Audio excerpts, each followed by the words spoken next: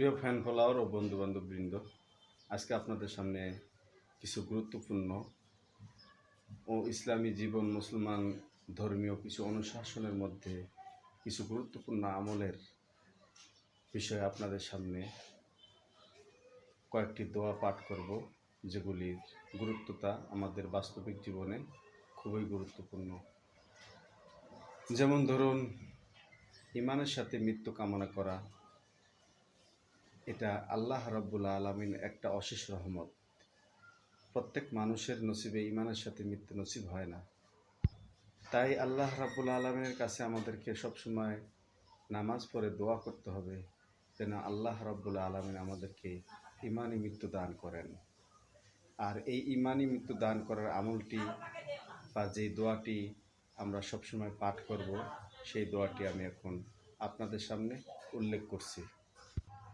ইমানের সাথে মৃত্যু হওয়ার দোয়াটি হলো, রব্বানা লা তুজিগ কুলুবানা বাদা ইয হাদাইতানা ওয়া হাব লানা মিন লাদুনকা রাহমাহ ইন্নাকা আনতাল ওয়াহ্হাব।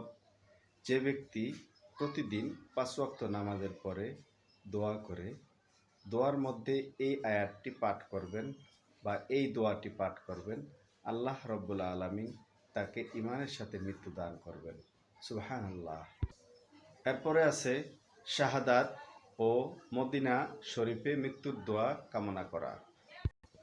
হাদিস শরীফে এসেছে, রাসূল পাক সাল্লাল্লাহু আলাইহি ওয়াসাল্লাম ইরশাদ করেন, যে ব্যক্তি শাহাদাতের মৃত্যু চায় এবং মদিনা শরীফে তার মৃত্যু কামনা করে, সে যেন এই দোয়াটি পাঠ করে। নিম্নোক্ত এই দোয়াটি পাঠ করলে তার মদিনা শরীফ এবং শাহাদাতের মৃত্যুর সওয়াব নসিব হবে।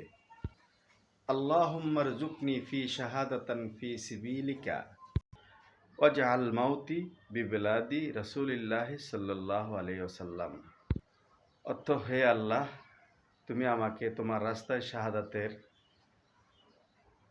মৃত্যু নসিব করো এবং রাসূল পাক সাল্লাল্লাহু আলাইহি ওয়াসাল্লামের মদিনা শরীফে আমার মৃত্যু নসিব করো। মৃত্যুর কষ্ট থেকে বাঁচার দোয়া। এ ব্যাপারে হযরত আয়েশা রাদিয়াল্লাহু তাআলা আনহা ইরশাদ করেন, রাসূল পাক সাল্লাল্লাহু আলাইহি ওয়াসাল্লাম এর সামনে একটি পানি সহ পাত্র ছিল, সেখানে রাসূল সাল্লাল্লাহু আলাইহি ওয়াসাল্লাম হস্তদ্বয়ে ঢুকিয়ে দিয়ে হাত উঠে মুখ মুছলেন এবং বলেন, লা ইলাহা ইল্লাল্লাহু ইন্না লিল মাউতি সাকারাতি। অর্থাৎ, আল্লাহ ছাড়া কোনো ইলাহ নাই, নিশ্চয় মৃত্যুতে বেশ যন্ত্রণা রয়েছে। তারপর রাসূল পাক সাল্লাল্লাহু আলাইহি ওয়াসাল্লাম হাত উপরের দিকে উঠিয়ে বলতে লাগলেন, আল্লাহুম্মা ফির রফিকুল আ'লা। হে আল্লাহ, আমাকে উত্তম বন্ধুর নিকট নিয়ে যাও।